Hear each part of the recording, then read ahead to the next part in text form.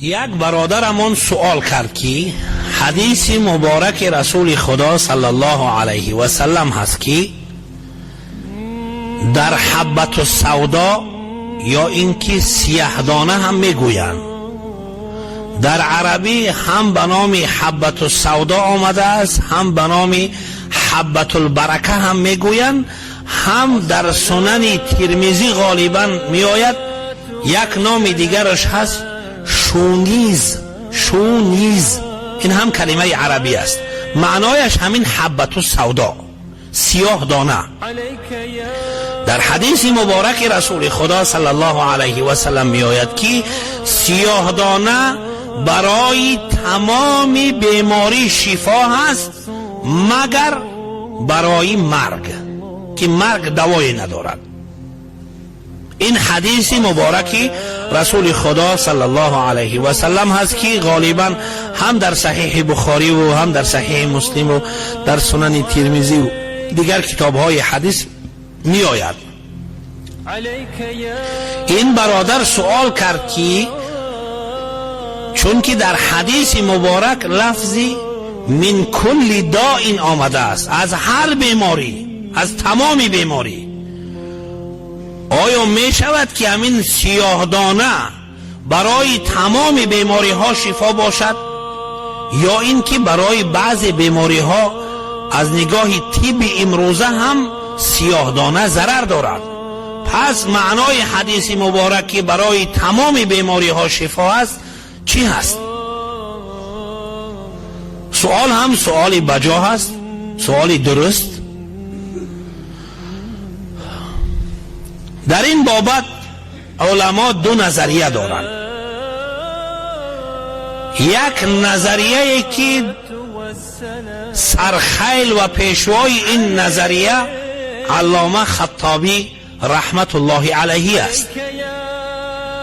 علامه خطابی رحمت الله علیه می فرماید که این گونه احادیث اگرچه الفاظ ظاهریش دلالت به عموم میکند که شامل تمام میشود، اما این احادیث حمل میشوند به خصوص، یعنی به معنای خاص. معنای خاص که کردیم یعنی برای بعض بیماری ها شفا هست و برای بعض بیماری ها شفا نیست. چون که خاصیت این دوا این هست که از جمله دواهای گرم و خشک هست. مزاجش گرم هست یا مزاجش اصلا مزاجی گرم دارد و خشک است. علامه خطابی رحمت الله علیه می فرماید که پس این دوا برای بیماری هایی که سرچشمه اونها سردی باشد و رطوبت باشد، این دوا برای اونها شفا است. چون که همیشه دوا بر ضد استفاده می شود. وقتی که بیماری از سردی باشد باید دوای به او داده شود که اون دوا گرم باشد، مزاجش گرم باشد. اگر بیماری سرچشمهش از تری باشد، از رطوبت باشد، باید دوای داده باشد که اون دوا خاصیتی یبوست و خشکی را داشته باشد. خلاصا نظریه امام خطابی رحمت الله علیه و یک عده از علمایی که پیرو هستند، اینها میفرمایند که اگرچه لفظ احادیث عام هست اما معنایش خاص هست، یعنی سیاه دانه تنها برای بیماری هایی که به سبب سردی و خنکی یا به سبب رطوبت و تری پیدا می شوند شفا هست، چون که مزاجش گرم و خاصیتش خشک است. امام خطابی رحمت الله علیه از قرآن کریم هم یک دلیل میارد که آیه در قرآن کریم وجود دارد در بیان شأن بلقیس همون پادشاه زن بود در یمن. هدهد خبر آورد برای حضرت سلیمان علی نبینا و علیه السلام، حال اون را بیان کرد. از جمله بیان کرده های اون این بود که و اوتیت من کل شیء، تمامی چیز برای او داده شده است.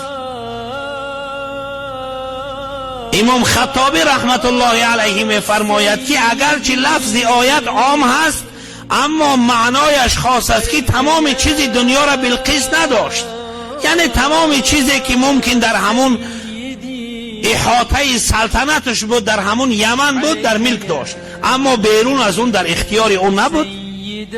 اگرچه در همونجا لفظ کل آمده است که دلالت بر عموم و شمول میکند که همه گویا در او بود، لیکن معنایش خاص است که همه چیز دنیا در زیر دستی بلقیس نبود.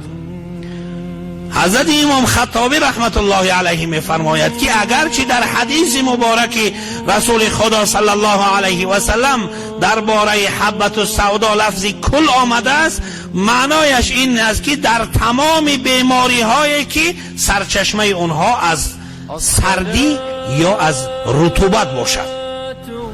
طایفه دیگر از علما می فرمایند که بهتر است که حدیث مبارک رسول خدا صلی الله علیه و سلم را بر عمومش حمل کنیم که برای تمام بیماری ها، اما برای هر بیماری طرز استفاده اش فرق میکند. در بعض بیماری ها خوردن، در بعض بیماری ها مالیدن، در بعض بیماری ها در بینی چکانیدن، در بعض بیماری ها این دوا را با دیگر دوای دیگر آمیخته کردن.